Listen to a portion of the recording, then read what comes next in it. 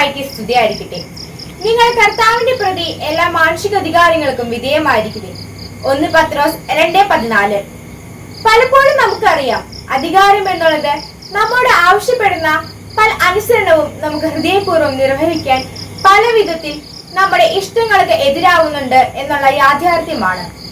എന്നാൽ മൊത്തത്തിൽ നമ്മൾ നോക്കുമ്പോൾ ഒരു സംവിധാനത്തെ അല്ലെങ്കിൽ ഒരു ഓർഗനൈസേഷനെ ഒരു ക്രമത്തിൽ കൊണ്ടുപോകാനും നന്മയിലേക്ക് നയിക്കുവാനും അധികാരം, ചിട്ടവട്ടങ്ങൾ എപ്പോഴും അനിവാര്യമായ ഒന്നാണ്.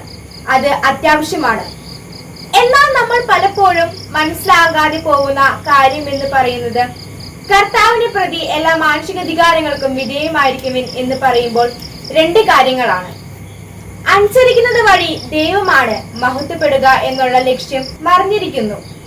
അഥവാ രണ്ടാമത്തെ കാര്യം എന്ന് പറയുന്നത്, മാനുഷിക അധികാരങ്ങൾക്ക് എല്ലാം ദൈവത്തിൽ നിന്നാണ് സ്ഥാപിതമായിരിക്കുന്നത്. അഥവാ ദൈവം അതിനെ ശ്രദ്ധയോടെ വീക്ഷിക്കുന്നു എന്നുള്ള ഭാഗവും അവിടെയുണ്ട്.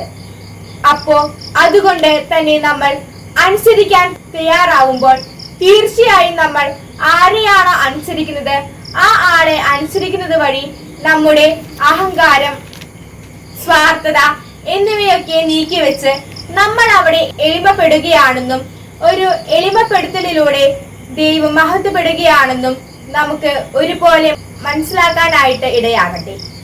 എന്നാൽ അതേസമയം നമ്മൾ ആരും തിന്മയെ അനുസരിക്കാനില്ല എന്നുള്ളതും ഓർമ്മയിൽ കാത്തു സൂക്ഷിക്കുന്നവയുമാണ്.